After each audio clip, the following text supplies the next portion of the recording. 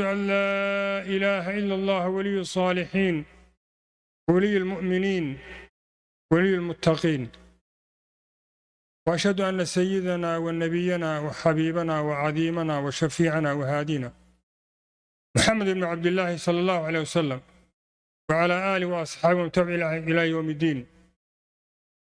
قال الله تعالى في كتابه الكريم: أعوذ بالله من الشيطان الرجيم، يا أيها الذين آمنوا اتقوا الله حق تقاته ولا تموتن إلا وأنتم مسلمون. يا أيها الناس اتقوا ربكم الذي خلقكم من نفس واحدة وخلق منها زوجها بث منهما رجالا كثيرا ونساء واتقوا الله الذي تساءلون به والأرحام إن الله كان عليكم رقيبا. يا أيها الذين آمنوا اتقوا الله وقولوا قولا سديدا يصلح لكم أعمالكم ويغفر لكم ذنوبكم ومن يطع الله ورسوله فقد فاز فوزا عظيما. أما بعد، إن خير الكلام كتاب الله وخير الهدي هدي محمد صلى الله عليه وسلم وشر الأمور محدثاتها وكل محدثة بدعة وكل بدعة ضلالة وكل ضلالة في النار. May Allah subhanahu wa ta'ala save us from the hellfire. Allahumma ameen. قال الله تعالى في كتابه الكريم آية نمبر 55 سورة الذاريات: وذكر فإن ذكرى تنفع المؤمنين. And remind, for indeed the reminding benefits the believers. وقال أيضا سورة الحشر part of آية number 7: أعوذ بالله من الشيطان الرجيم، وما آتاكم الرسول فخذوه وما نهاكم عنه فانتهوا واتقوا الله إن الله شديد العقاب. Whatsoever the message of Allah sallallahu alaihi wasallam gives to you, take it, and whatsoever He forbids you, abstain from it. واتقوا الله, and fear Allah subhanahu wa ta'ala. Verily Allah is severe in punishment. If you look at this verse, Allah subhanahu wa ta'ala told us whatever the Prophet gives you, take it. And whatever He forbids you, abstain from it. Allah subhanahu wa ta'ala puts a warning after this part of this verse. Wattaqullah. Fear Allah. That means if you don't take what the Prophet gives you and you don't abstain what he forbids you, there's a warning. Fear Allah subhanahu wa ta'ala.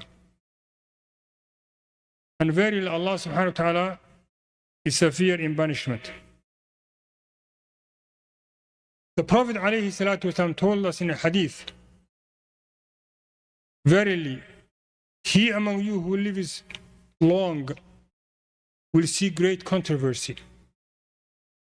So you must keep to my sunnah and to the sunnah of the Khulafa al-Rashidin, the rightly guided caliphs, those who guide to the right way. Cling to it stubbornly, meaning with your molar teeth. If you hold something in your molar teeth, it's very hard that someone can take it from you. If you hold it in maybe the front teeth, somebody can pull it away. But if you hold it in your molar teeth, no one can take that away. So we have to keep the sunnah into our molar teeth. So what I'm going to do, inshallah, today is to talk about very basic sunnah that we either neglect, or we don't know, or we forget. So if you don't know, you need to learn. If you forget, no problem. Inshallah, Allah will forgive you. But you will remember next time. But if you neglect, that's a problem.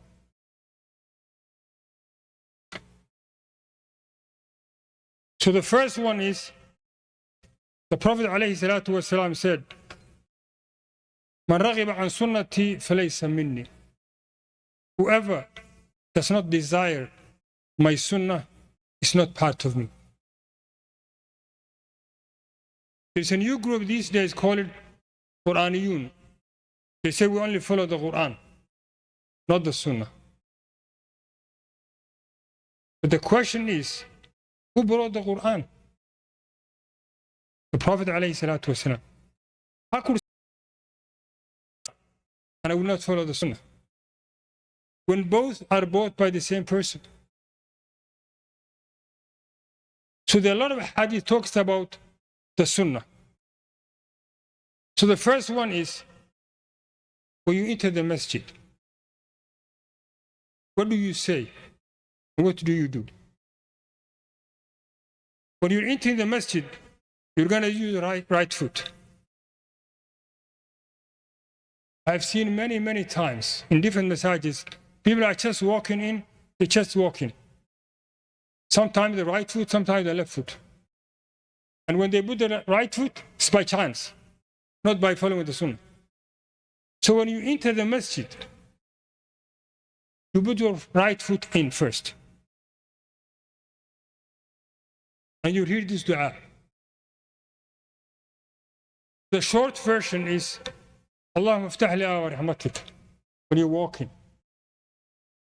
But the complete part of this sunnah is, A'udhu billahi al-azim, wa biwajhi al-kareem, wa sultanihi al-ghadim min ash-shaytan al-rajim, bismillah, wa salatu wa salam ala rasulillah, Allahumma aftah li wa rahmatik. Maybe 12 words. So you need to remember.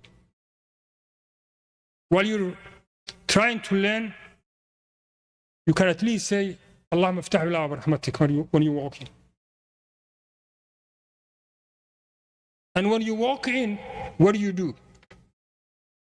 You pray sunnah, tahiyyat al-masjid. Even if the khatib is giving the khutbah, you pray the sunnah. The Prophet ﷺ was giving the khutbah one day, and a sahabi walked in, and he sat without praying the sunnah. The Prophet ﷺ told him, did you pray the sunnah, tahiyyat al-masjid? He said no. He said, pray quickly. So even if the khatib is giving the khutbah, you need to pray quickly. The only time you don't pray sunnah is when the salah is in progress. You walk in, they're praying Asr or Maghrib, or the Imam is leading the prayer. There are no two salah in one masjid. In that case, you join the jama'ah. But any other time, you pray the sunnah.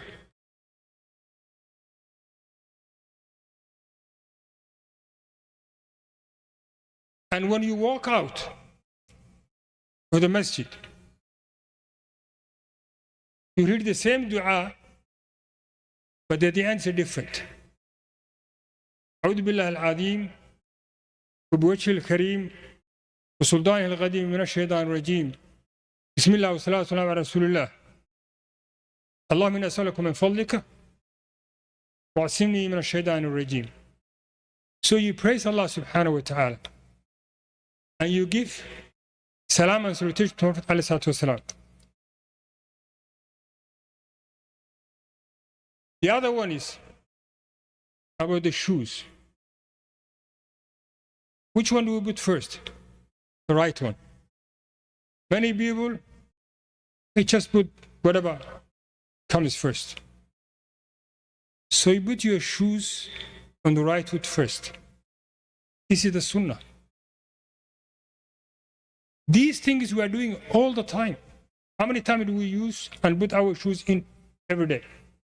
10 times minimum, maybe 15 times. But you are doing anyways.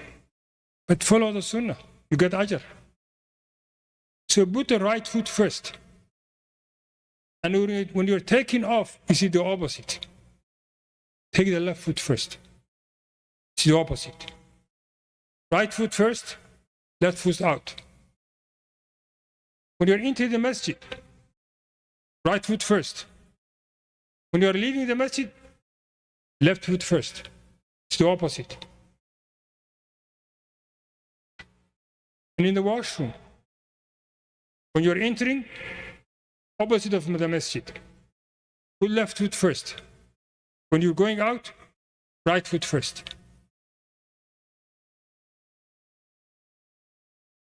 I have chosen this symbol, Sunnah, because we do that every single day. We go to the washroom many times. We come to the masjid. We enter, put the shoes in. This is the basic to start with. And inshallah, in the future, we're going to go more with these sunnahs. One might say, why do we need this in a khutbah? Because when you do a halaqah, how many people come? Now see, maybe we have 100 here, maybe even more. But halaqah, you can announce it, 10 people, 5 people, 6 people. People are busy these days. Everybody will tell you, I'm busy. So this, in my opinion, this is the best time to teach people.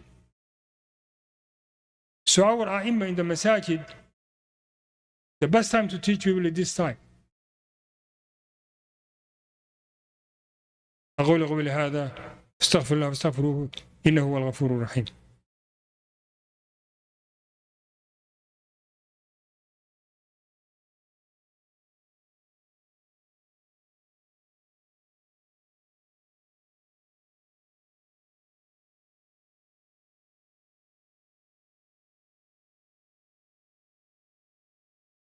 الحمد لله رب العالمين غافر ذنب وقابل التوبة شديد العقاب ذو لا إله إلا هو إليه المصير.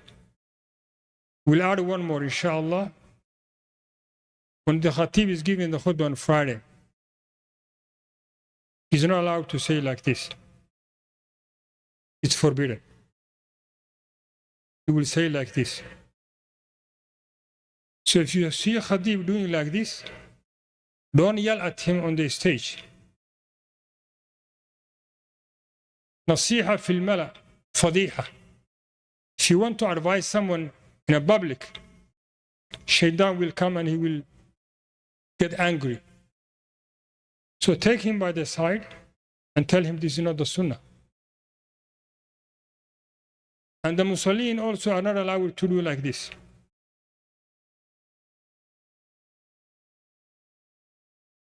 I went to the country last month. It was Imām, whenever he finished the prayer, he faces the people, he makes his dua. And I want to talk to him privately, and I was told, don't do this. I said, why? I'm advising him. I was told the person who built the masjid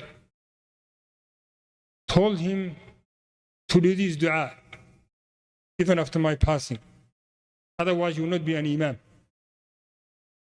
Initially, he hired an Imam who knows the Sunnah, and he fired him because he's not making the dua after the prayer is finished. So he found this guy. And the Sheikh, the person who built the masjid, passed it away. Because he have that wasiyah, he's still making the dua. It's not part of the Sunnah. And when you transgress the Sunnah, you get dhanbi instead of ajr. And big Jama'ah is making Ameen, Ameen, Ameen. So he's not following the Sunnah, and he's making problem with the people who come in the masjid. So we have to follow the Sunnah, inshallah billahi ta'ala. قال الله تعالى في كتاب الكريم إن الله وملائكته يصلون على النبي يا أيها الذين آمنوا صلوا عليه وسلموا تسليما اللهم صل على سيدنا محمد وعلى آل محمد كما صليت على إبراهيم وعلى آل إبراهيم إنك حميد مجيد اللهم بارك على محمد وعلى آل محمد كما باركت على إبراهيم وعلى آل إبراهيم إنك حميد مجيد اللهم اغفر لنا ولوالدينا وارحمنا كما ربونا صغارا اللهم وسع مدخلهم واكرم نزولهم واجعلهم من عبادك المقبولين يا رب العالمين اللهم اصل خطاياهم بالماء والثلج والبرد اللهم باعد بينه وبين خطايا كما باعدت بينه وشم الغرب اللهم نغض دونهم والخطايا كما ينغض طول العدس اللهم اجعل قبورهم في روضة جنات يا رب العالمين. عباد الله، إن الله يأمركم بالعدل والإحسان وإيتاء ذي القربى وينهى عن الفحشاء والمنكر. أقم الصلاة.